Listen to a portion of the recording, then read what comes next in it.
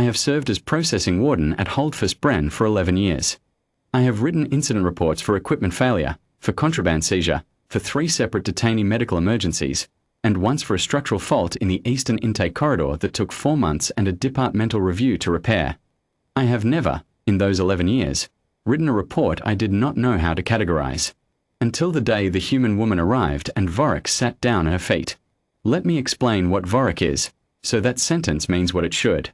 A Vorik unit, the name is both species and rank, there is no meaningful distinction, stands roughly chest height on a Kethavari adult male.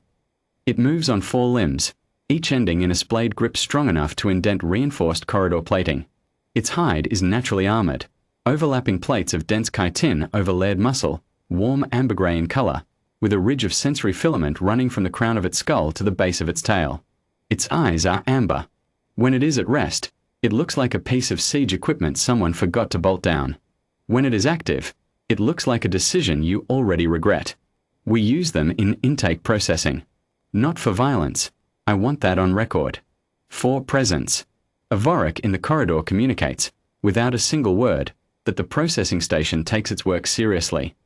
Detainees who might otherwise require extended persuasion tend to become cooperative quickly. Handlers walk them in on a guidance harness and stand at the corridor's end. The Vorik paces. Detainees sign what they are asked to sign. I have seen a Vorik ignore a direct handler command twice in 11 years. Both times were equipment malfunction, a faulty harness receptor. We reviewed the incidents, filed the forms, replaced the hardware. Clean outcomes. What happened with the human woman was not a clean outcome. It was not an outcome I had a form for at all. The delegation arrived at the 14th hour, standard intake window. 7 humans from a registered aid organization, the Selen Medical Compact, operating under a Kethavari Frontier Transit Permit. Routine processing, identity verification, equipment scan, temporary hold documentation for their medical supplies, biometric log. They would be cleared by the 16th hour and transferred to the civilian resettlement corridor. I had processed 42 Selen delegations in the past 3 years. I was not watching closely. I noticed her because she was the last one through the outer gate. The others came in a cluster, 3 men, 2 women, one of ambiguous presentation by Kethavari standards, all wearing the Selen grey and blue, all carrying tag supply cases, all moving with the particular shuffling compliance of people who have been through border processing before and have learned that patience is the correct tool. They arranged themselves in the intake queue without being asked. Efficient. She came in behind them. Same grey and blue. Medical satchel over one shoulder, battered at the clasp, the kind of wear that takes years of actual use. No rank patch. Selen doesn't use rank, which always mildly irritates my senior staff. She was unremarkable in every visible way. Early 30s by human reckoning, medium height, brown skin, dark hair pulled back practically, the expression of someone who has been awake longer than is ideal and intends to keep working anyway. She looked at the intake hall the way a technician looks at an unfamiliar piece of equipment, briefly, cataloguing exits and surfaces, then moving on. She joined the back of the queue. That was when I released Vorik. Standard procedure. The harness receptor clicked, the eastern corridor gate opened, and Vorik moved into the intake hall. I was watching the feed from the observation tier.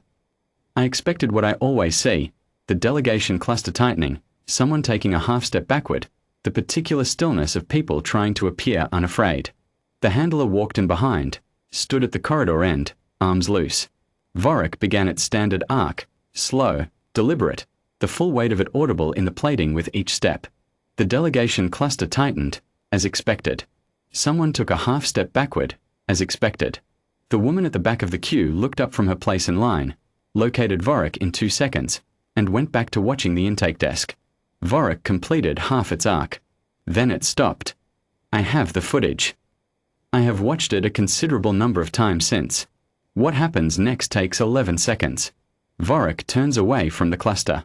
It crosses the full width of the intake hall, 14 body lengths, at a pace I can only describe as purposeful, and it stops in front of the woman at the back of the queue. It stands there for 2 seconds, amber eyes level with her face. She looks up at it. She says something. The intake hall audio is not high resolution. I had the recording enhanced afterward. What she says is, "Easy, big one."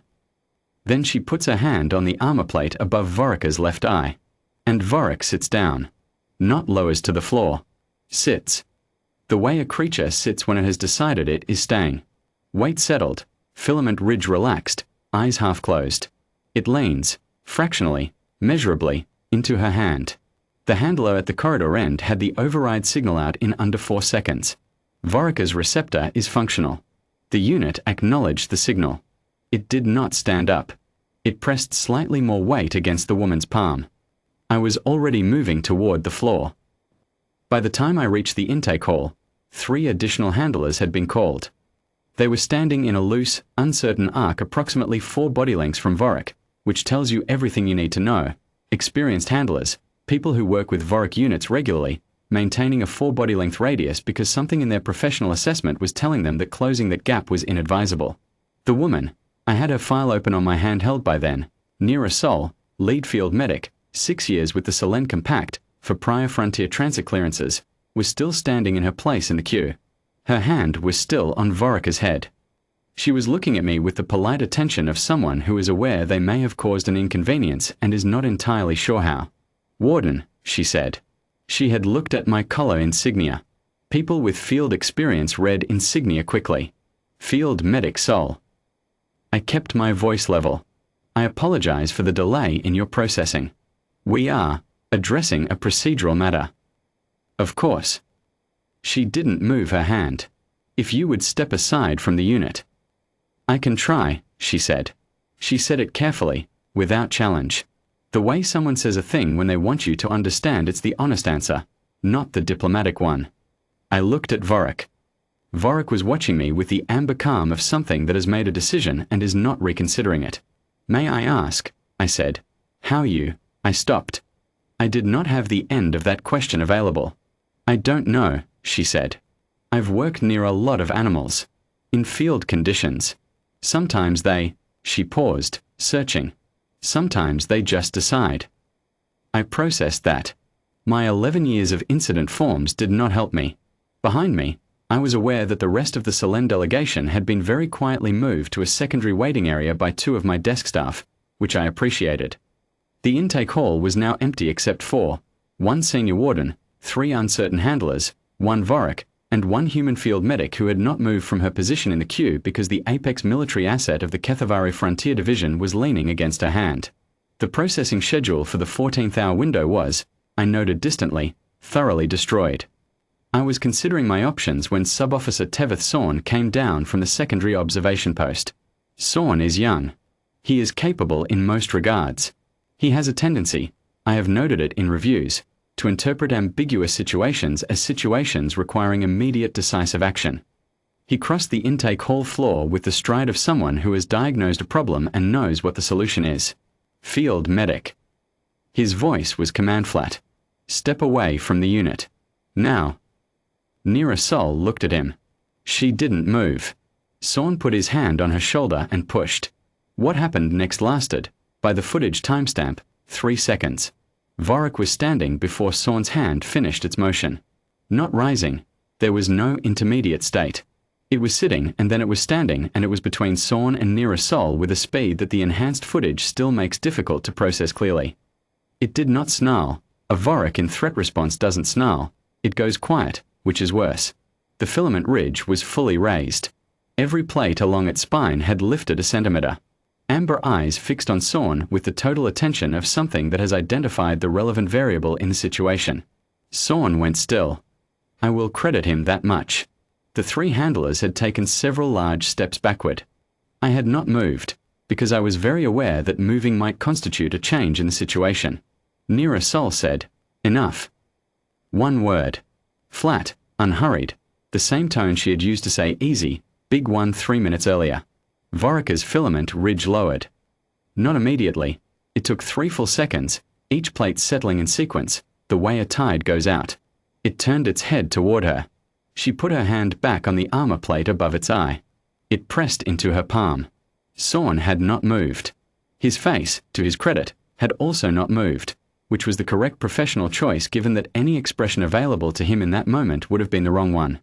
I wrote in my report that evening that Sub-Officer Sorn had executed a procedural attempt to restore standard intake protocol, and that the unit had responded to detainee-adjacent stimulus in a manner inconsistent with standard behavioral parameters. I phrased it that way because that was the most accurate description I could construct that did not require me to write what I actually believe had happened, which was this. Vorik had recognized something. Not threat. Not prey. Not handler. Kin.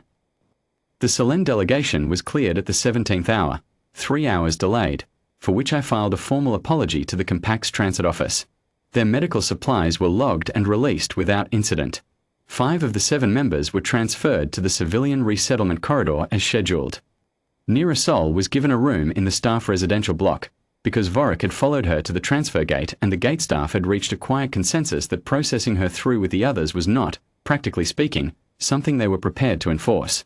I assigned her the corner room. It has the larger floor space. Vorik did not return to its kenneling bay that night.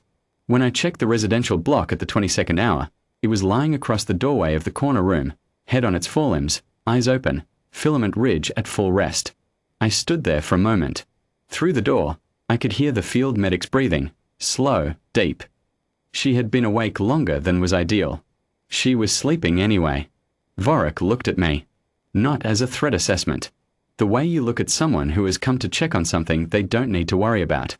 I went back to my office and wrote the report. I classified it, eventually, as a recognition event. I defined that classification myself, because the existing form categories did not cover it. I noted the date and time, the unit designation, the name of the human, and the outcome. No detainee harm, no handler harm, no facility damage. Sub-Officer Sorn had declined medical assessment, which was the correct call. His shoulder was bruised. He had not needed it to be worse, and it had not been worse, because a woman who carries a battered medical satchel and has spent 6 years in field conditions had said one word at the right moment. I recommended in the report that Field Medic Nira Sol be granted extended transit authorization for the duration of the Selene Compact's operational window at Holdfast Bren. I also recommended, quietly, in a separate internal memo, that Sub-Officer Sorn be reassigned to a posting without Vorik-adjacent duties. In the morning, I found a note slipped under my office door. Field Medic Sol's handwriting. She wrote in the compact block-letter style of people who have filled out a great many field forms in uncomfortable conditions.